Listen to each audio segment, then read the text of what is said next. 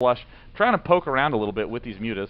He is going to get into the back, take out these gas SCVs, and actually that could be real huge there. Only a few more SCVs mining on the mineral patches.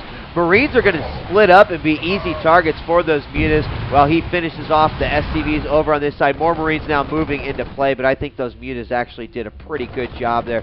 He will eject. Wow, he's going to continue to just harass. Wow, that's very, very aggressive harassment by Slush, but you know the Marines are the units that will let Blur be aggressive. The Thors can pick those Mutalisks off from the far and allow the defensive aspect, but any attack is going to rely heavily on those Marines, and look at Slush just massing up huge numbers of Zerglings, now getting the hatchery up and going. Slush is finally hitting his stride.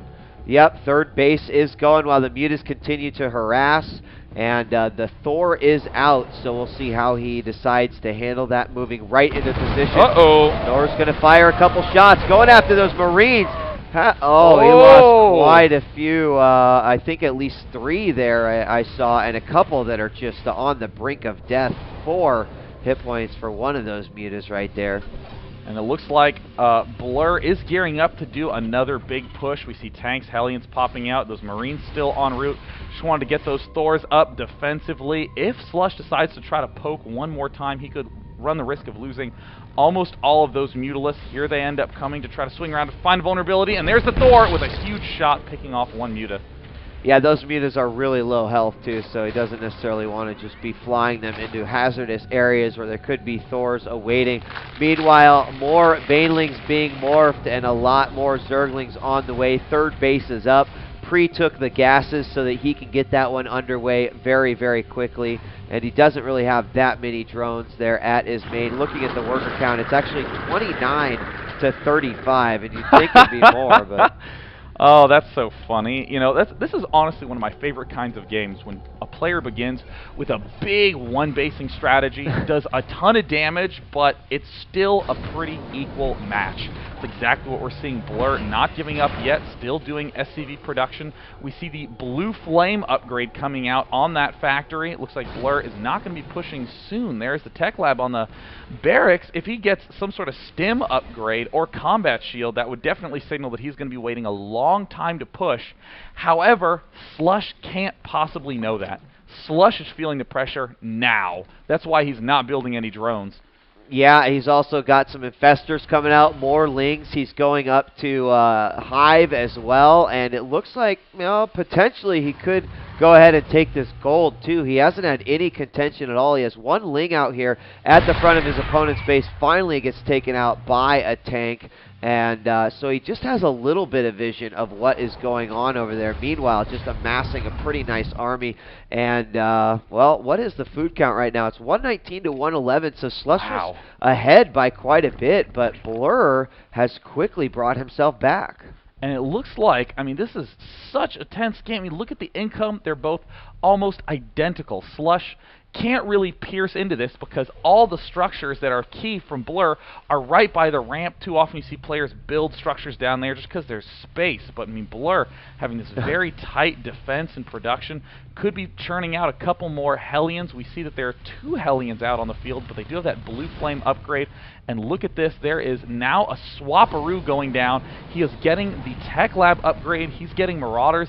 This is an amazing second follow-up push by Blur. I gotta agree with you, Sean, and you even said that we saw some of the ability of transition out of Blur, and this seems to be exactly what you were talking about there. You know, he was very persistent with that initial push. It didn't work, and he's now trying to transition to something that he thinks will. He does have 4 Hellions moving across the map and might be able to do some damage to this third of Slush if he can sneak in there. There is, although he has a lot of these units here at the gold, he doesn't have any vision at the tower, and they are moving into position. Absolutely no vision on this push at all. Blur's moving in completely uncontested. There are the free drones, and there goes the roasting, and now they're lining up. getting some huge kills on those drones. He sees the Zerglings. He's going to back up, but not before picking off a few of those links. Oh! A great shot on those Zerglings.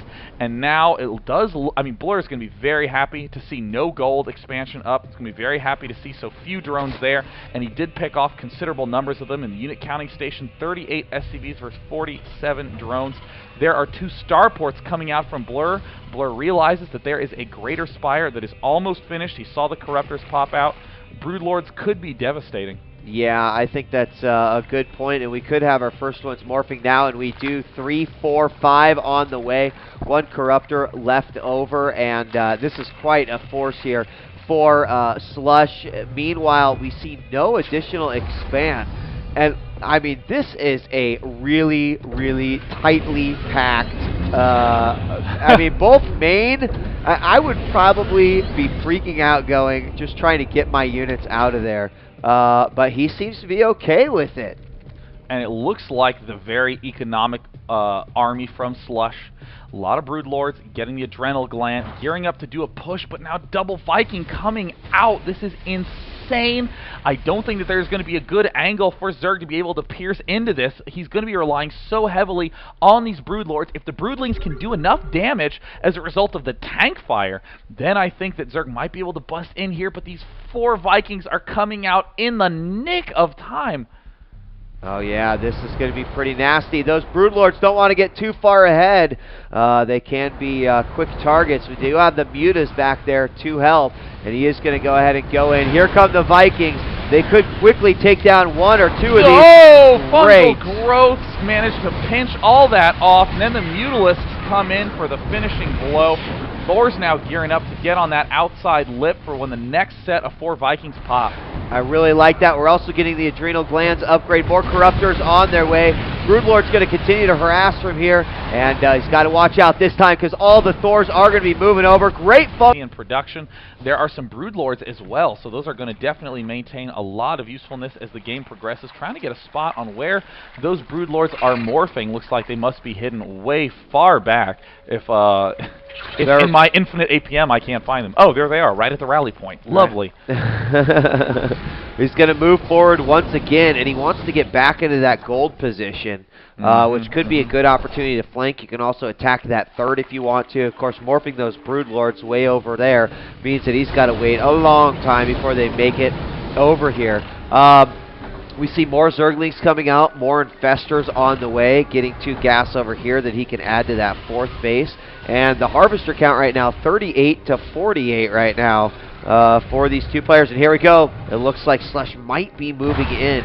Do not have a planetary there, have an orbital. Yeah, it's almost tragic that you know, it has to be an orbital there, but he just does not have the money. And there are the Broodlords making themselves known. Where are the Vikings? Well, they don't want to get too close, because then the Infestors and the Corruptors will ruin their day. And they're the Broodlords, completely vulnerable, taking huge hits. 1 falls for nothing. They're the Infestors trying to dart up right now. There is the Fungal Growth, but here come all the Thors. The Mutalisks do not really get a chance. They are going to evaporate real fast here, but Broodlords are very, very good against those Thors. And here comes the Zergling swing around by Slush. Oh no, the main completely under-defended. Blur having all of his main units up here at this expansion, and there is just so little that Blur can do. How will he end up defending this? Is he even going to try at all?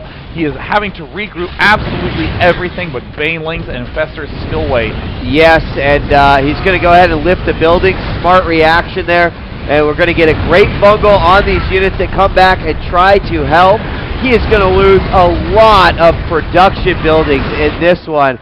So this could actually force a GG unless Blur just decides, well, hell, I've got enough units. I just need to go ahead and counterattack. And here we go at the at the 3rd base of Blur. There's a good game. Blur putting up a 32-minute final fight. Will go out in 4th narrowly.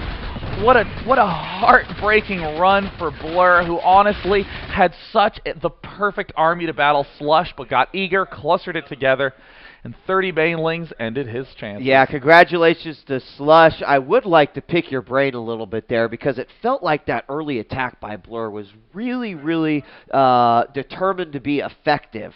But something didn't quite work out. Was it his tank position? Could he have moved forward a little bit more? Should he have tried to? How do you think he could have made that more effective? I think what happened was that Slush first got a little overeager and threw away a lot of units, and Blur was being very careful moving forward. But I think Blur realized that victory was right around the corner, and you saw him start moving forward with all his Marines and Hellions way far away from the tanks. So then Slush noticed this. Slush really started wrapping around those little moved-out forces of Marines, picking those off, so there were just 4 tanks with no support. If Blur had waited a little bit longer and tried to edge forward with the tanks the same way he did on that Lost Temple game, then he would have been able to win. But honestly, an amazing run by both players, and huge props to Slush for showing us that when he stops cheesing and going all in, he also has the amazing late game play. Let's take a look at the prize plate now, because we can award $250 to ROOT.Slush. He is our first money winner here for the EG Masters Cup, the second edition featuring Starcraft 2, brought to you by MSI Notebook.